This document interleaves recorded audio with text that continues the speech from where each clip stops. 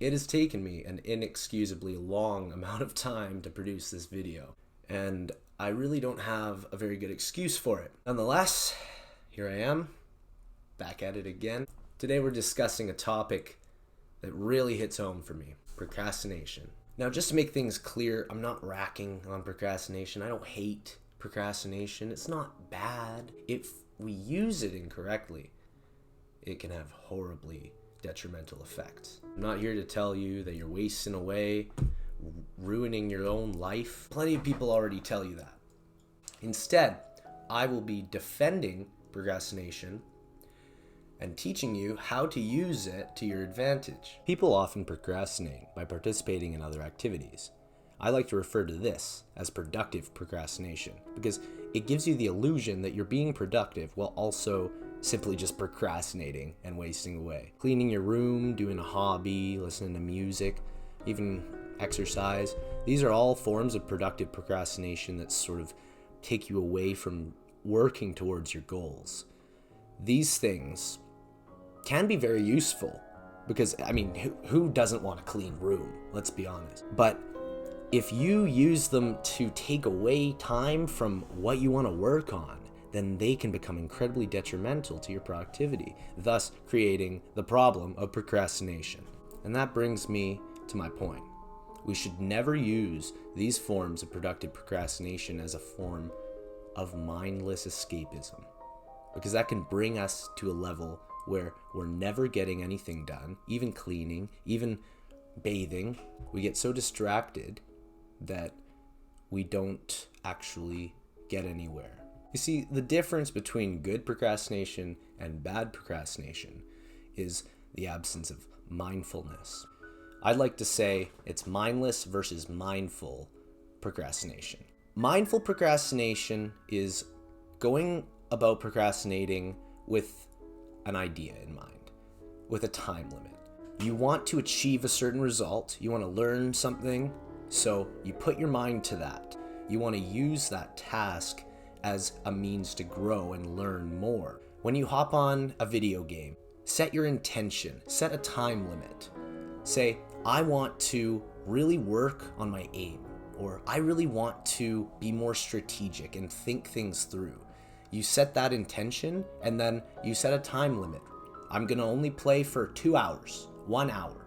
So then you're allowing yourself to procrastinate in a controlled way where you can actually take advantage of the procrastination. Now, this is dangerous because you can easily fall into the trap of not focusing on anything while committing to these tasks. Even playing the guitar, you can become mindless. The point is to actively keep focused on an objective during the time limit. And then once you're finished, you can feel proud that you've made progress in some area or another. And that will give you a dopamine surge that will empower you to actually go and work on other things. Using your hobbies and passions to rejuvenate you in between long sessions of work. Say you want to get into a really good deep work session, so you hop on the computer and you set a time limit. Just like with procrastination, you treat it like a focused, mindful activity. Adding mindfulness and intention to these activities totally changes the game. It allows you to focus on something, practicing your ability to focus, and then bringing that into an environment where you can actually be productive with that focus. This is how you can gain the regenerative abilities of escapism while also not procrastinating. It's a tricky mix, but if you get what I'm saying, procrastination can be transformed with two concepts: awareness and intention. Intention. Once you set an intention, it gives you something to focus on, an objective, perhaps, even something to work on, to improve on, and to feel good about. Awareness being, I am aware that I'm doing this for a certain amount of time, and I'm present in this activity, working on things and improving. The objective is to observe, be present, and actively attempt to practice focusing. Then that can take you from procrastinating mindlessly to procrastinating mindfully when you feel like you need a break from work. Burnout is a real thing.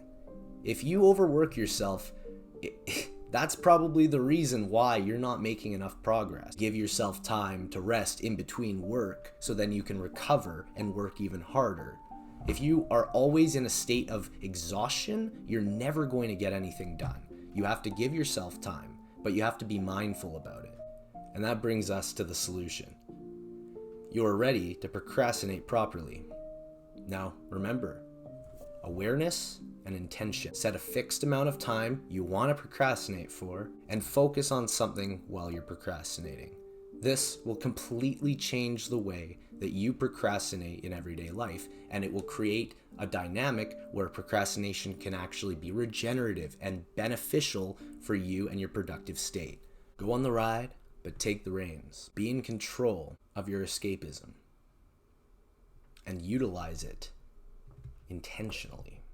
Be present in the moment and allow experiences to open up to you. This, in a way, transforms harmful procrastination into helpful productivity.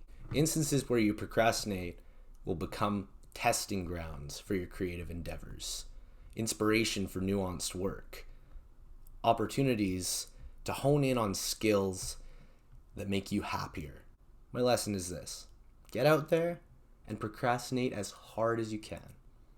But focus. Set a time limit. I mean, be realistic with your procrastination. You can't just sit around all day. You can't stop the rain. You can only learn to stay dry.